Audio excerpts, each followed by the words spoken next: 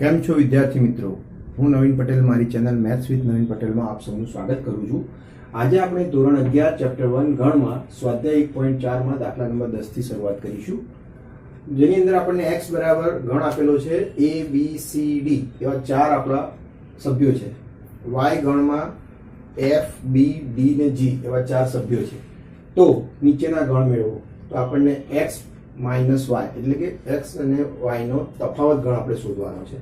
તો એ આપણે શોધીએ. તો કે x બરાબર આપણે સૌથી પહેલા લખીએ, એના ગણ તરીકે લખીએ a b c d minus f b d અને g.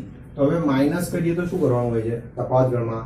તો કે જે પાછળનો જે ગણ છે એના સભ્યો આમાંથી રદ કરવાના. તો f નથી, b છે તો રદ કરો, d છે રદ કરો, g તો છે નહીં.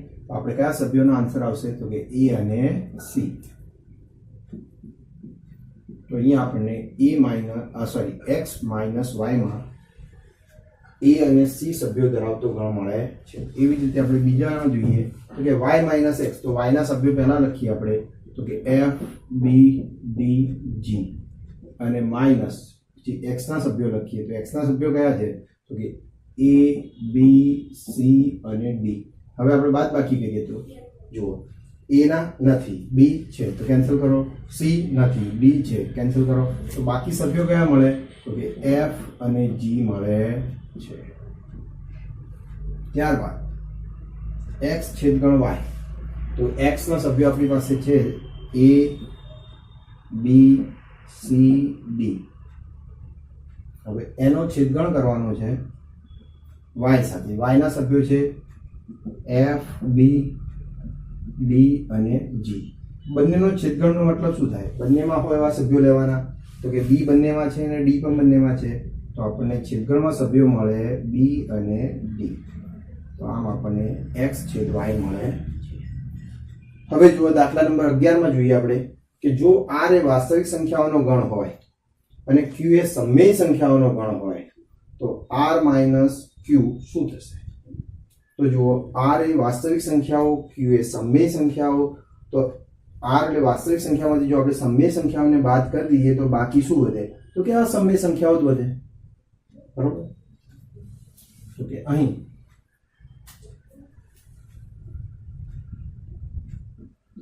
r માઇનસ q બરાબર t.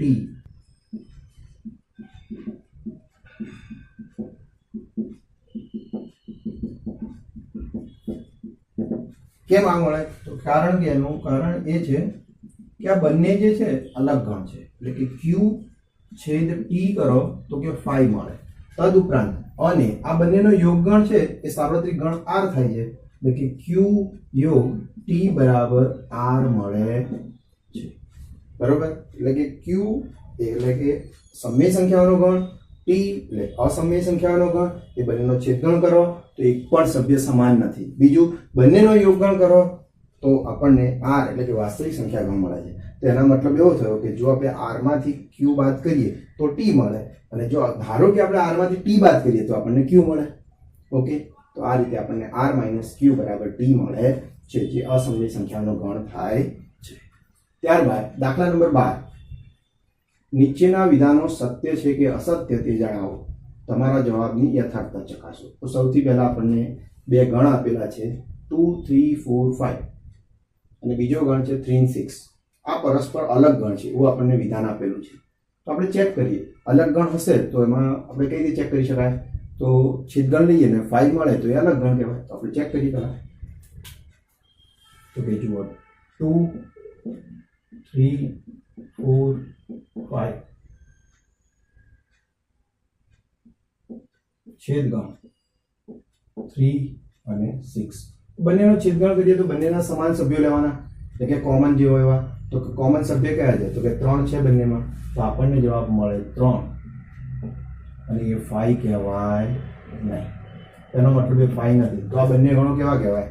પરસ્પર અલગ ગણ નથી. એટલે આ વિધાન કેવું છે? અસત્ય. તો કે આ બંને વિધાનો આ બંને ગણો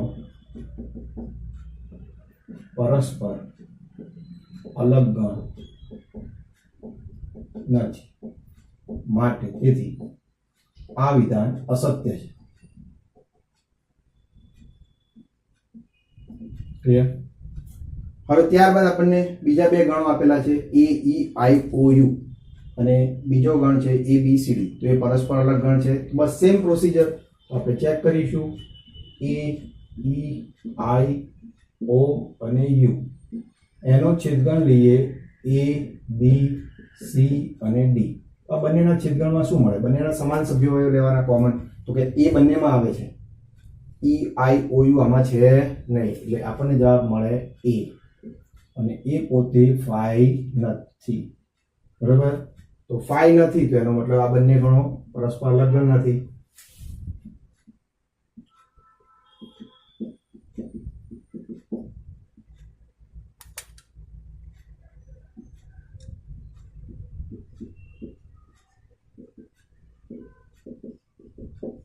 જો પરસ્પર અલગ ગણ નથી તો કે માટે આ વિધાન અસત્ય છે.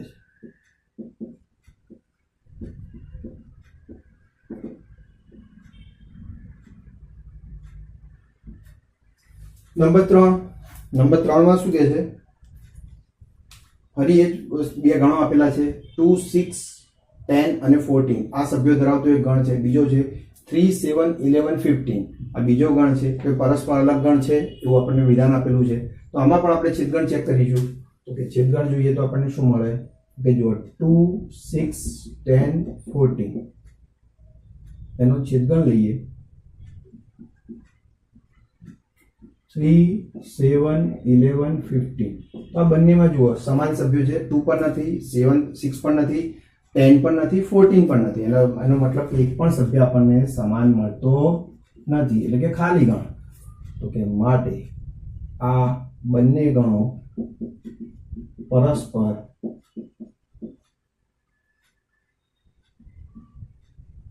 અલગ ગણો છે. બરાબર? પરસ્પર અલગ ગણ છે તો એનો મતલબ આપણે કહીશું કે આ વિધાન સત્ય છે.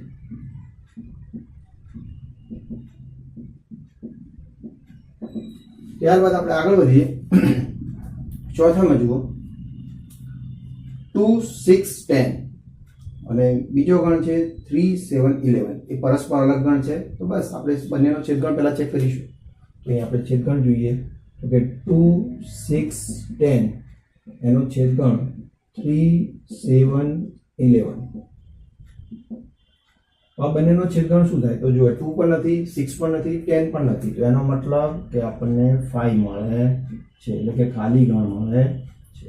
તો કે માટે આ બંને ગણો પરસ્પર અલગ ગણો છે.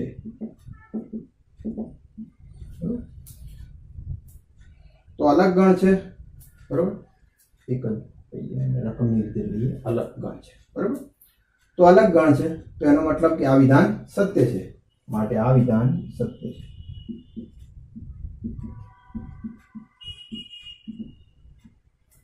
અહીંયા આપણે દાખલા નંબર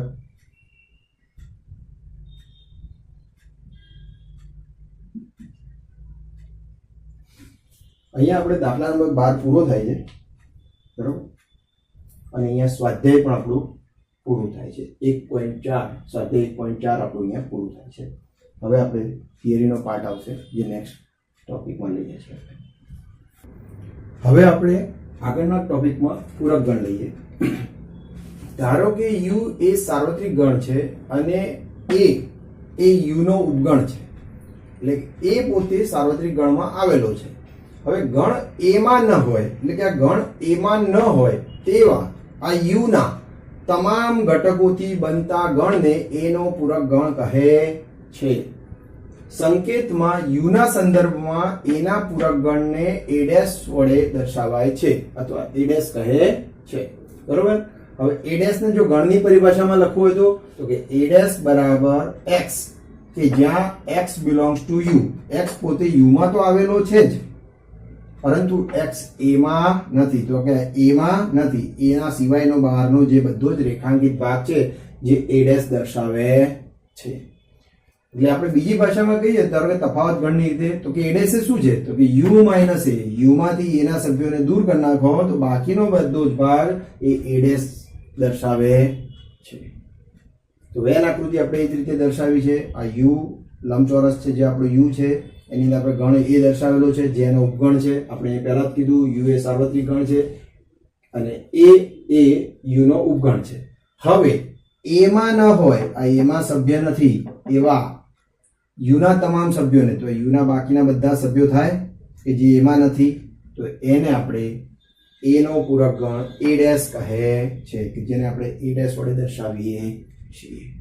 બરોબર. તો આ આપણા પૂરક ગણની સમજ થઈ. હવે પૂરક ગણના ગુણધર્મોની વાત કરીએ કે પૂરક ગણનો નિયમ શું કહે છે, તો કે જુઓ, પહેલો એ યોગ એ ડેશ બરાબર યુ થાય. જો આપણે અહીંયા જસ્ટ આકૃતિમાં જુઓ એટલે તમને સારું સમજણ પડે.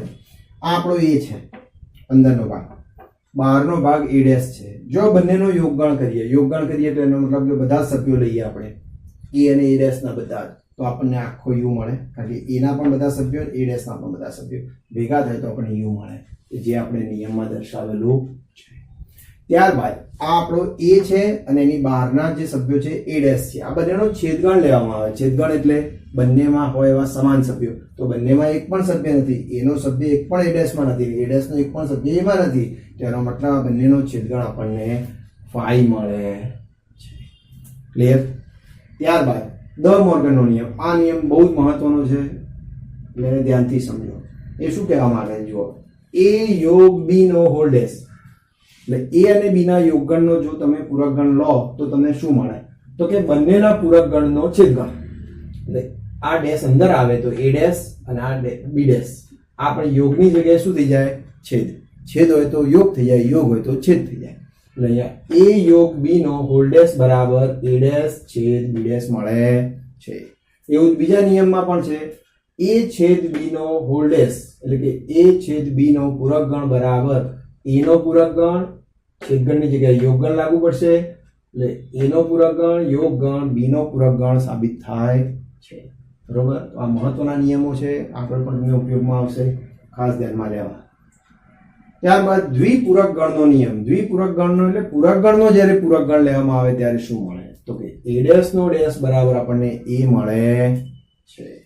ક્લિયર? ખાલી ગણ અને સાર્વત્રિક ગણનો નિયમ. તો ખાલી ગણ એટલે કે 5. 5 નો જો ડેશ લેવામાં આવે તો શું થાય, તો 5 એટલે ખાલી ગણ. તો ખાલી ગણમાં એક પણ સભ્યો ના હોય, તેના સિવાયના યુના સભ્યો રોજ કયા આવે? બધા જ આવે. તેનો મતલબ કે 5 નો ડેશ બરાબર આપણને યુ મળે છે. હવે બીજો છે કે યુ ડેશ. તો યુ એટલે કે આપણો સાર્વત્રિક ગણ છે. સાર્વત્રિક ગણનો જો તમે ડેશ લો, એટલે કે સાર્વત્રિક ગણમાંથી બધા સભ્યોને દૂર કરીને બાકીના યુના સભ્યો લો, તો કે એક પણ સભ્ય બાકી ના રહે, કારણ કે યુ માંથી કેન્સલ તો કરી દીધા. બરોબર. તો એક પણ બાકી રહે નહીં. તો એક પણ બાકી ના રહે તો એનો મતલબ કે આપણને ખાલી ગણ મળે છે, એટલે કે you dash is equal to 5 મળે છે. અહીંયા આપણી થિયરી પૂરી થાય પૂરક ગણની. અને હવે આપણે આગળનું સ્વાધ્યાય એટલે કે સ્વાધ્યાય 1.5 લેવાનું થશે. બરોબર. એ નેક્સ્ટ લેક્ચરમાં આપણે સ્વાધ્યાય 1.5 થી શરૂ કરીશું. ઓકે.